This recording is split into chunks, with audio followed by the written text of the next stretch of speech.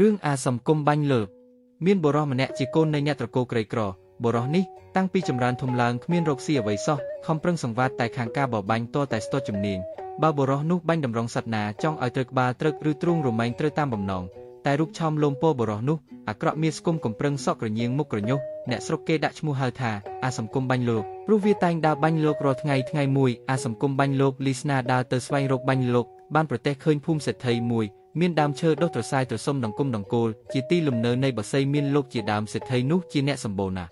សម្បុកសម្បត្តិព្រមទាំងមានកូនក្រមុំ2នាក់ផងអាសំគុំបាញ់លោកលីស្នាដើរសរសៀតាមរបងភូមិសេដ្ឋីក៏ជួបជាកូនស្រីសេដ្ឋីទាំងពីរបណ្ដាលគ្នាលេងតាមសួនច្បារក្នុងភូមិរបស់ខ្លួនដដេដាស់ដោយផ្ការីកស្គុះស្កាយផ្សាយក្លិនក្រអូបឈ្ងុយឈ្ងប់នៅពេលព្រឹកប្រហាមអាសំគុំបាញ់លោកដើរសរសៀតាមភូមិងើយមើលលើក្រែងមានសត្វវល់លោកទំនើចុងឈើកាលបើអាសំគុំបាញ់លោកងាកភ្នែកចុះឡើងចោលកន្ទុយភ្នែកទៅក្នុងភូមិខ្សែភ្នែកក៏រត់ទៅប៉ះទង្គិចនឹងរូបរាងនាងក្រមុំទាំងពីរដែលប្រកបដោយគ្រឿងតែងប្រានមានលំអស្រស់ស្រងើទាំងមានប្រលឹងសាច់ត្រលុកត្រលន់នាំឲ្យភ្ញាក់កាន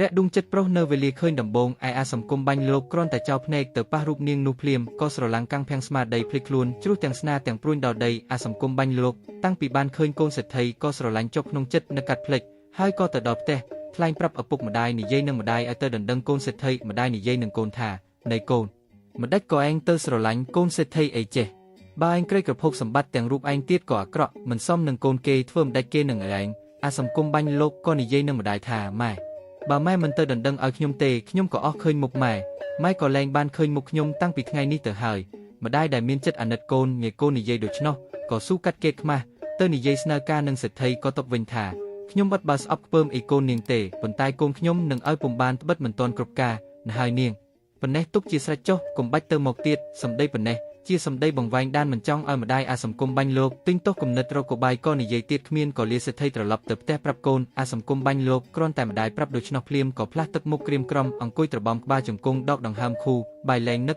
ទឹកលែងស្រេកចេះតែនឹកម៉ៃហាក់ដូចជាកូនសេដ្ឋីនៅចំពោះមុខស្រស់ដោយកម្លាំងសេចក្តីស្នេហាខ្លាំងពេកហើយបែរជាមិនបានដូចបំណងនៅវេលាដែលអាសំគុំបាញ់លោកចូលដេកក៏ចូលទៅទាំងនឹកអាឡ័យទៅជាមើលស្រែកច្រៀងទាំងយប់ថាឆោមឲ្យឆោមឆាតទាំងពីរប្រាណ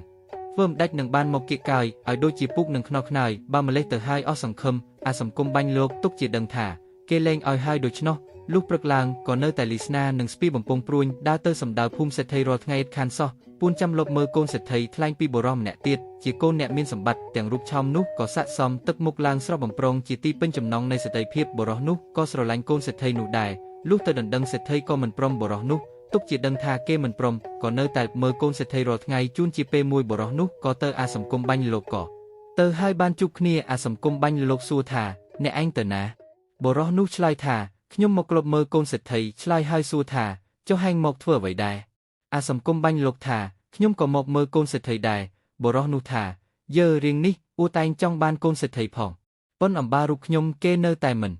អាសំគុំបាញ់លោកថាបងឯងចាំមើលខ្ញុំយកតតែបានជួនជាថ្ងៃនោះសេដ្ឋីប្តីប្រពន្ធធ្នមគ្នាទៅវត្តនៅតែកូនក្រមុំ2នាក់ចាំផ្ទះអាសំគុំបាញ់លោកដឹងដូច្នោះកំពុងតែគិតរកកបាយក៏ជួនជាក្រឡេកទៅឃើញសត្វវល់លោកមួយទំនើចុងឈើមុខផ្ទះសេដ្ឋីអាសំគុំបាញ់លោកបានឱកាសក៏យឺតស្នាបាញ់ហេសូក្លឹងបាប់ស្រាប់តែលោតធាក់ជើងទត់ស្លាប់នៅទីធ្លាមុខផ្ទះលំដាប់នោះកូនក្រមុំសេដ្ឋីម្នាក់ចុះទៅដីឃើញលោកនោះហើយក៏ស្រែកប្រាប់បងថាអ្នកប